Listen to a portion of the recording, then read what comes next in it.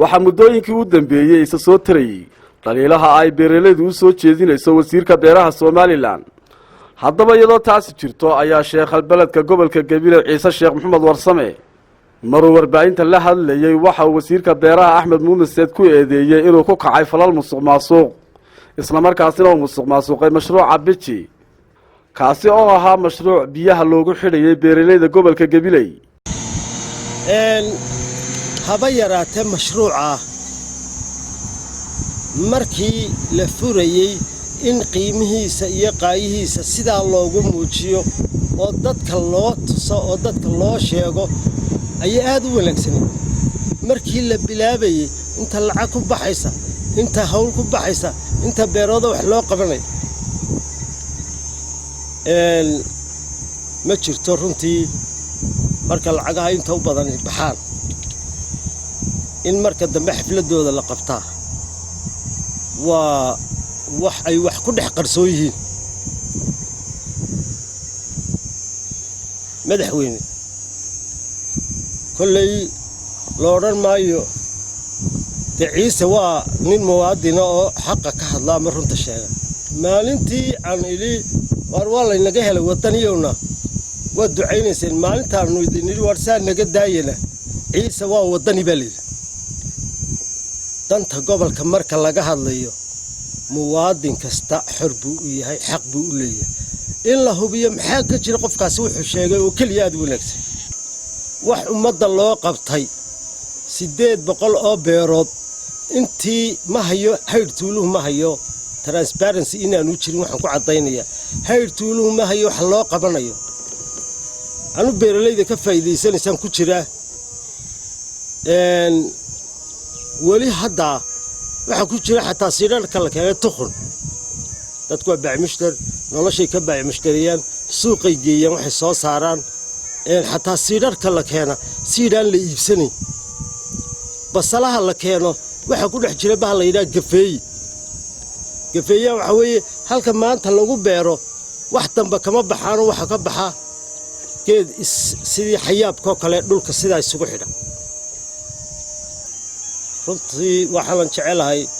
siday ugu suurta gasho in intaanu soo duubno aanu dadka tusno gafeeya iyo dhibaatada uu ku hayo gobolku ma hayaan barjad balaankii ma hayaan dadka maxaa ka gaadhay hay'adda gal madaxweyne inaad samayso waa loo baahan yahay oo hantida ummadda eegta maxaa ka qabsoomay maxaa u hadhay markaan wax leedahay wasaaradda beeraha iyo wasiirka ayaa musuqmaasuqay wasaaradii runtii dhaliishadu si toos ugu socotaa dhaliishaydu toos waxay ugu socotaa wasaaradda beeraha iyo wasiirka sababtoo ah waxa weeyaan hoggaanka wasaaradda beeruhu waxa weeye wasiirka beeraha beeralaydan ka mid ahay waxa baxay iyo waxa meesha la geliyay iyo ummadda waxa loo qabtay ilaa waxa soo maray ijaara iyo beertaydo geesteera ku taal xarku hataa isku mid ma halka aynu joogno waa halkii dooxii Gabiley uu ka bilaabmayay ee biyaha kintooda laga sameeyay waa halkii ka bilaabmayay dhagaxda wadarkaysa intay soo wada bixeen arre guur baa jiray nabaad guur baa ku xigay soo yeel ruushmu imanaya waa halkii laga bilaabay Faras istabki waxa weeye wasaaradda beeruhu may dhaximanin matalan tuulada aan ka tirsanay waa geesteere reer Gabiley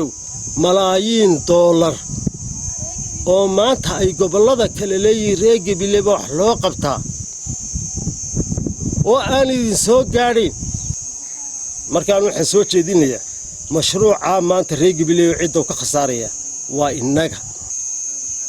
in la hayo wixii ku baxaya beer kasta wixii loo qabanayo maaha in la iska dhaafo waxa jira beer nus mitir kor loo xiray iyo beer 2 mitir loo xiray dadka beeralayda deegaanada waqooyiga gobolka Gabiley ayaa sheegay in aanay maalin qura arag wasaaradda beeraha waxaana dadkaasi ka baabay beerihii ay beeran jireen ama ay qodan jireen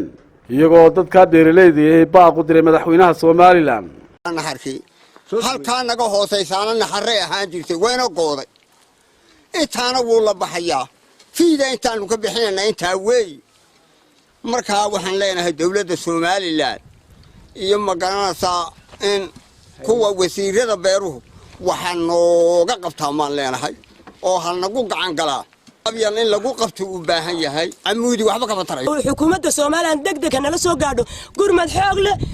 waxay noo hayso hanaga xidha garbooyinka adduunka ku sameeyo way iga xoog roonaatay itaal waan u waayay way ila sameeyaan ragga inta leeg way igu guusaan way kari waayeen ma jarafadna waxba iga qaban kari waayeen ayago hay'adaha dawliga u yimaada Muuse Biixi Cabdi noo soo amro dhaaman baa noo xidha amba garbadumin amba gabyan wixii dawladdu taagaysa noo qabato intaasaan dawladdeeda ka codsanaya waxaan leeyahay waxa dad halka jooga adduun ma joogaan xoolo ma joogaan duufaantii baa ka qaaday waxay ku deganayeen beerahaas ay ahaayeen beerii way baaba'een gabyana ma haysano intaan ku xidhana ma liin hadda way soo eegin madaxweynahan doorana hoos nooma soo Muuse Biixi Cabdi maanta hoos noo soo eego waa madaxweynihii dalka muwaadiniintiisii baanu nahay annaga hoos noo soo dayo kuga imka hadii ilaahay ka dhigmo soo socdana way sii soconaysaa waayo wax biyo qabtaa ma jiraan farintaan u dirnay madaxweynaha iyo wasaaradda beeraha in gurmad degdeg ah looga fidiyo laakiin waxa la Axmedow xagga waqooyi u soo laxalanay waqooyi Axmed Muuse farinta u diraya waa gabilay waqooyi u soo lafa Axmedow waa dhulka garbidu